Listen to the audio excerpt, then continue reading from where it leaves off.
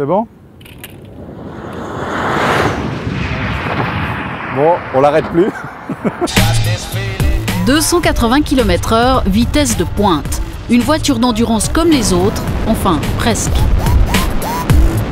Sous le capot, 2 moteurs électriques et 240 kg de batterie, pas une goutte d'essence. On a une sensation tout à fait extraordinaire de se dire qu'on peut rouler à des très hautes vitesses sur un circuit avec une voiture qui fait pas de bruit.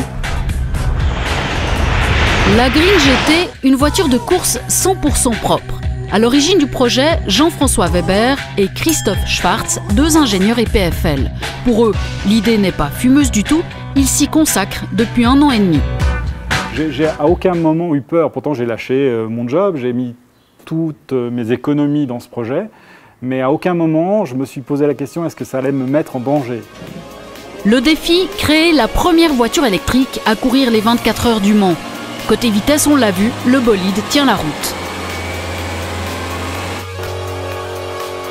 Elle peut aller très très vite. Elle va accélérer de 0 à 100 en moins de 5 secondes, voire plus proche des 4. C'est du niveau des très très bons moteurs thermiques. Le problème, c'est le stockage d'énergie. L'occasion de tester des batteries high-tech. La Green GT, pour l'instant, ne roule que 45 minutes. Au-delà, il faut recharger ses blocs de batterie, 24 au total, ou alors les remplacer pendant la course. Nous aurons des packs batteries interchangeables. L'objectif est de changer complètement les batteries en moins d'1 minute. 1 minute étant le temps normal aux 24 heures du Mans pour refaire le plein et changer de pilote sur un de ces prototypes. Enfin, sur la carrosserie, des panneaux solaires. Ces cellules fournissent l'énergie suffisante pour alimenter le tableau de bord. Le sport automobile, adepte du bruit, des décibels, peut-il amorcer un virage écologique? Nicolas Prost, le fils d'Alain, est pilote aux 24 heures du Mans. Pour lui, il faut faire évoluer les mentalités.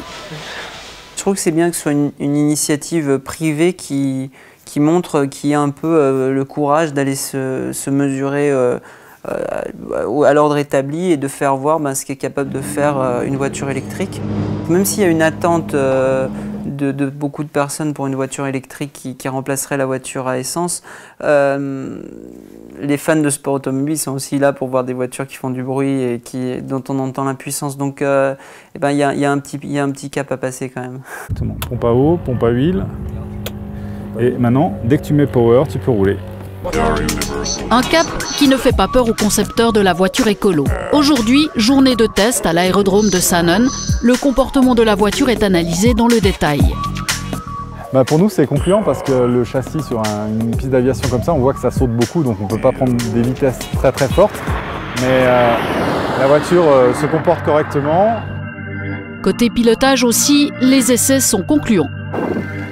C'est de l'adrénaline à 100%, pure. Vous adorez? J'adore, oui. La Green GT coûte 450 000 francs, une quinzaine de voitures seraient commandées. Trouver des acheteurs est la condition pour que l'aventure continue.